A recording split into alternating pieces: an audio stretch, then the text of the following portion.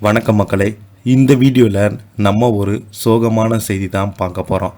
கணவருடைய மரணம் என்னை புரட்டி போட்டது. தாலியை கலட்ட மனசு வரல. பாடகி பார்த்தீங்கன்னா வேதனையான செய்தி இணையதளத்தில் வைரலாகி வருகிறது.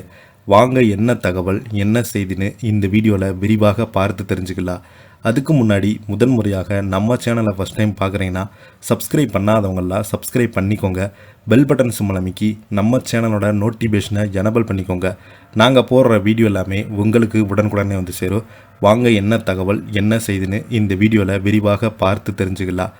இந்திய பாப் ஷாஜகான் உஷா உதுப்பின் கணவர் ஜானி ஜாக்கோ உதுப் மாரடைப்பின் காரணமாக கொல்கத்தாவில் கடந்த ஆண்டு உயிரிழந்து போனார். கணவருடன் 40 ஆண்டுகளுக்கு மேல் வாழ்ந்த உஷா உதுப்புல் அவருடைய திடீர் மரணத்தால் இருந்து மீண்டு வர முடியாமல் அவர் நினைவுடன் இருக்கிறார். அண்மையில் அவர் அளித்த பேட்டியில் கணவருடைய மரணம் என்னை பைத்தியமாக ஆக்கிவிட்டது என்று கூறியிருக்கிறார். பாடகி உஷா உதுப் 50 ஆண்டுகளுக்கு மேலாக 17 இந்திய மொழிகளில் ஆயிரக்கணக்கான பாடல்களை பாடியிருக்கிறார். அஞ்சலி படத்தில் வரும் வேகம் வேகம் போகும் தூரம், சிவலிங்கா படத்தில் மகாசிவா, லக்கி பாஸ்கர் படத்தில் டைட்டில் பாடலை பாடியிருக்கிறார். இவரது கண்ணீர் குரலை கேட்டாலே ஆடாத கால்களும் ஆட்டம் போடும். அந்த அளவுக்கு அவருடைய குரலில் ஒரு வைப்பு இருக்கும். பெரிய பொட்டு, பட்டுப்புடவை, தலை நிறைய மல்லிகைப்பூ, இதுதான் உஷா உதுப்பின் அடையாளம். இப்படி கலாச்சார உடையில் இருந்தாலும் உஷா உதுப் பாடி அசத்துவது. வெஸ்டர்ன் பாடல் இவர் பல மணி நேரம் பாடினாலும் இறுதி வரை ரசிகர்கள் எனர்ஜியில் லெவல் குறையாமல் வைப்பது இவருக்கு கைவந்த கலையாக இருந்து வருகிறது. பாடகி உஷா உதுப் பார்த்தீங்கன்னா கணவர் ஜானி ஜாக்கோ தேயிலை தோட்டத்துறையில் உயர் அதிகாரியாக பணியாற்றி வந்தார். கிறிஸ்துவரான இவரை உஷா உதுப் காதலித்து திருமணம் செய்து கொண்டாங்க. இந்த தம்பதிக்கு ஒரு மகன் மற்றும் ஒரு மகளும் இருக்காங்க. கடந்த ஆண்டு ஜானி ஜாக்கோ வீட்டில் டிவி பார்த்து கொண்டிருந்த போது மாரடைப்பு ஏற்பட்டு உயிரிழந்து போனார். கணவருடைய மறைவு உஷா உதுப்பை பேரதிர்ச்சியில் ஆழ்த்தியது. அதிலிருந்து மெல்ல மெல்ல மீண்டும் வரும் இவங்க அண்மையில் ஆங்கில சேனல் ஒன்றுக்கு பேட்டி எழுதினாங்க.